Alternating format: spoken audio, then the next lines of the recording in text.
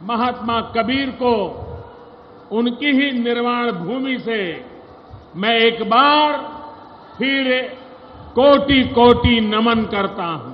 ऐसा कहते हैं कि यहीं पर संत कबीर, गुरु नानक देव और बाबा गोरखनाथ जी ने एक साथ बैठ करके आध्यात्मिक चर्चा की थी। हालांकि गोरखनाथ जी बहुत पहले अपने मानव शरीर का जो एक कर्म था पूरा करके जा चुके थे, तो पर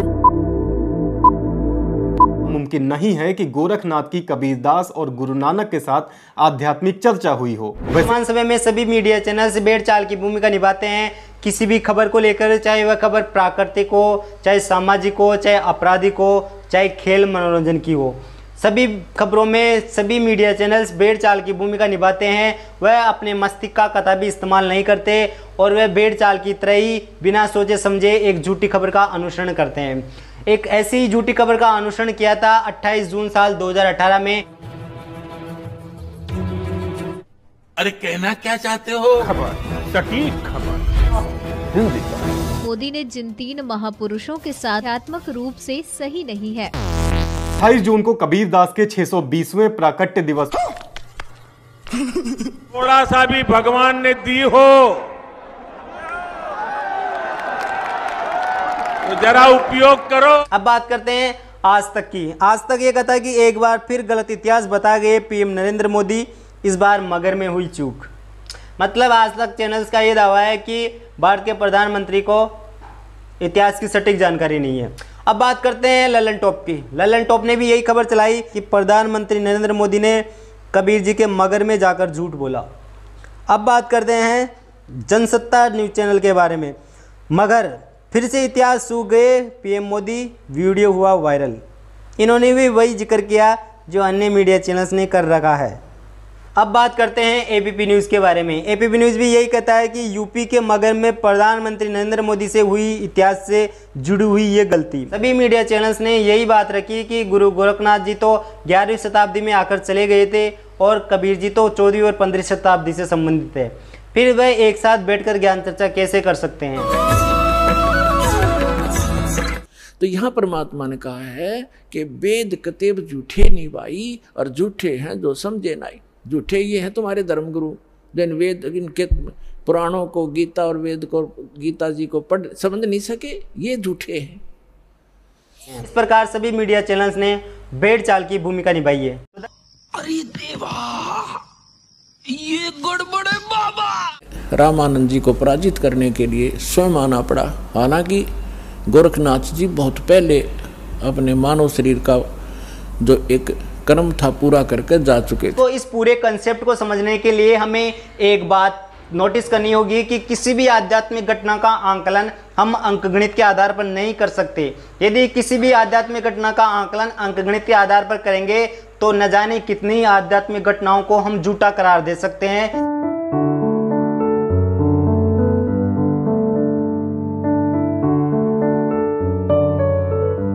हम आपको बता दें कि ये इस प्रकार की जानकारी हमें एक तत्वदर्शी संत से मिली है और उस तत्वदर्शी संत ने प्रमाण के साथ इस बात को सिद्ध किया है कि गुरु गोरखनाथ और कबीर जी की ज्ञान गोष्ठी हुई थी। बात करें प्रमाण की तो इसका पूरा का पूरा प्रमाण हमें कबीर सागर में मिलता है। कबीर सागर के अगम निगम बोध पृष्ठ 39 पर स्पष्ट लिखा हुआ है, गुरु गोरखनाथ और कबीर जी की ज्ञान गोष्ठी का पूरा वृत्तांत लिखा हुआ है। तो अब जानते हैं उस तत्वदर्शी संत के विचार गुरु गोरखनाथ जी और कबीर जी की ज्ञान गोष्ठी को लेकर। एक बार गोरखनाथ जी ने रामानंद जी, स्वामी रामानंद जी आचार्य जी को आध्यात्मिक गोष्ठी के लिए पुकारा, बुलाया, आमंत्रित किया, ललकारा। निश्चित समय और स्थान था, वहां पहुंच गए। नाथ जी को आसन दे रखा, अलग से ऊंचा तख्त पर, जमीन पर अलग से आसन बिछा रखा। अच्छा, उधर से रामानंद जी का एक तख्त सा लगाकर वहां आसन लगा दिया और स्वामी परमेश्वर कबीर जी एक सुयोग्य शिष्य की तरह स्वामी रामानंद जी के चरणों में जमीन पर बैठ गए और सामने वो नाथ जी, कबीर साहब तो भगवान थे, अंतर्यामी थे, उन्होंने देख लिया ये गोरखनाथ धक्के खाने आया है। क्योंकि ये कुछ ऐसे साधक होते हैं जो पूर्व जन्मों के संस्कारी होते हैं और एक पूरे जीवन में उस भक्ति का अपना नाश भी कर जाते हैं, बहुत सी पूंजी लुटा जाते हैं, किसी को चमत्कार दिखा कर, किसी को हानि पहुंचा कर और किसी को छोटा मोटा लाभ पहुंचाकर, फिर भी उनमें कुछ भक्ति शेष रह जाती है, जिस कारण से वो पितृलोक को प्राप्त हो जाते हैं। और पितृलोक में गए हुए ये एक सुप्रीम भूत होते हैं पितृ, और वो कभी भी यहाँ आके प्रकट होकर के दिख जाते हैं। स्वर्ग के देवता भी यहाँ आ सकते हैं और वापस जा सकते हैं, लेकिन जन्म मृत्यु उनका कभी समाप्त नहीं हो सकता।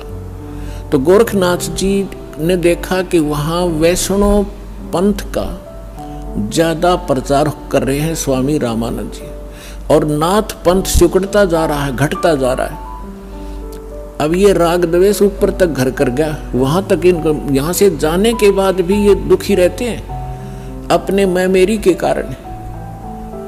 तो जिस कारण से उसने रामानंद जी को पराजित करने के लिए स्वयं आना पड़ा। हालांकि गोरखनाथ जी बहुत पहले अपने मानव शरीर का जो एक कर्म था पूरा करके जा चुके थे। तो परमात्मा ने देख लिया कि तो गोरखनाथ है, अपने वो तो जानी जान थे। तब गोरखनाथ जी ने कहा कि आइए रामानंद जी मेरे साथ गोष्ठी कीजिए। तब परमात्मा एक बालक थे छोटे से 10-12 वर्ष की आयु के लीला कर रहे थे। उस समय जब गोरखनाथ जी गोष्ठी करने के लिए आए थे, तब परमात्मा खड़े हुए कबीर जी और कहा कि नाथ जी पहले मेरे से गोष्ठी कीजिए और बाद में मेरे सतगुरु से बात कीजिए। मेरे से निमट ले पहले, फिर गुरु जी से बात करना। अब गोरखनाथ जी इस बात से बड़ा दुखी हुआ कि अरे कबीर, तू छोटा सा बालक, तेरी आयु क्या है और तू गोष्ठी करेगा मेरे साथ? पता है मैं कौन हूं? कबीर साहब ने बता दिया कि मुझे मालूम आप कौन हो, आप गोरखनाथ हैं। इस बात से उसको बड़ा झटका लगा कि छोटे से बालक ने मुझे पहचान लिया। चलो सतलोक में।